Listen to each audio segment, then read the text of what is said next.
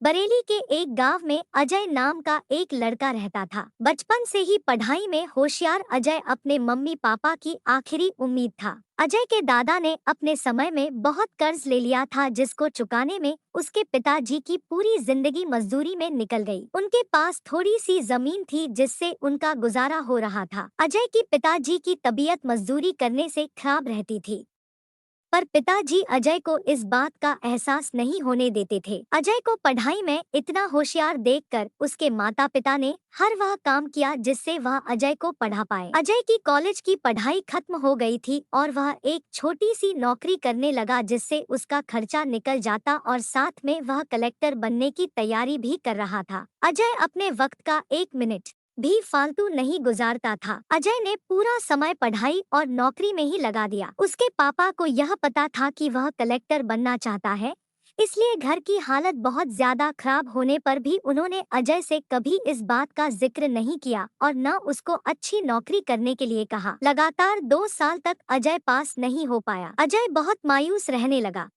क्योंकि उसके पापा ने जमीन और घर गिरवी रखकर उसके पढ़ाई के लिए पैसे का इंतजाम किया था। अजय के पापा हमेशा उससे कहा करते, बेटा खेत और घर दोबारा आ जाएंगे पर कलेक्टर दोबारा नहीं बन सकते। आज पूरे साल पढ़ाई करने के बाद अजय का रिजल्ट आ गया, जिसमें वह अच्छे नंबरों से निकल गया था। आज उसके पिता से ज्यादा खुश कोई नहीं था। ऐसा लग रहा था जैसे अजय का सपना पूरा होने वाला है, पर भगवान को कुछ और ही मंजूर था। अजय का कल इंटरव्यू था और सुबह से उसके पापा की तबीयत खराब थी। अजय के पापा उसकी माँ से बार बार कह रहे थे कि अजय को मत बताना, और उस दिन देर रात उनकी मौत हो गई। अब एक माँ जिसकी गोद में उसका पति गुजर गया और वह अपने दर्द को भुलाकर अपने बेटे की जिंदगी के बारे में सोच रही थी। माँ ने पड़ोसियों तक को इस बात का एहसास नहीं होने दिया कि उसका पति अब नहीं रहा। पूरी रात ऐसे रोई कि आवाज भी न निकले, और सुबह अजय जब इंटरव्यू देने जाने लगा तब माँ और पापा के आशीर्वाद के लिए उसने माँ को कॉल किया। माँ ने पूरी हिम्मत लगा दी अपना सच छुपाने के लिए और अजय को आशीर्वाद दिया। और जब अजय ने पापा से बात करने को कहा तो माँ बोली,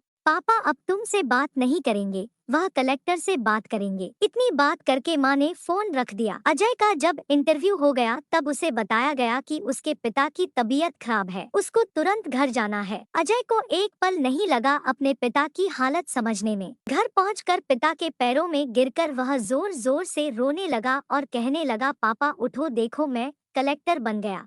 आज उसके पिता को वह खुशी मिली थी जिसका उनको वर्षों से इंतजार था, पर आज वह इस दुनिया में नहीं थे। भगवान अजय के पिताजी की जिंदगी में सुख लिखना ही भूल गए थे। पहले वह अपने पिता के कर्ज में जिंदगी भर मजदूरी करते रहे और फिर बेटे के सपनों में फिर घर और जमीन गिरवी रखनी पड़ी। वह जिंदगी में कर्ज लेकर आए और कर्ज लेकर चले गए। अजय के पिता को भले ही जिंदगी में कुछ हासिल न हुआ हो, पर वह अपने लड़के को इस काबिल बना गए कि वह अपनी 7 पुश्तों को बैठे बैठे खिला पाए। अजय की माँ ने जो उस रात किया, जिसको करने का जज्बा बहुत कम लोगों में होता है। जब अजय कलेक्टर बनकर घर आया तब माँ ने अजय से कहा, बेटा तुम आज इतने बड़े बन गए हो कि हजारों गरीबों का भला कर सकते हो। जब भी तुम्हारे सामने कोई गरीब मदद मांगने आए तो अपने पिता और मेरे बारे में सोचना। मैं तुम्हारे बराबर पढ़ी लिखी और समझदार तो नहीं हूँ, पर इतना जरूर जानती हूँ गरीब आदमी की बहुत मजबूरी होती है। तुम कभी किसी का बुरा मत करना। दोस्तों, इस कहानी से हमें यह शिक्षा मिलती है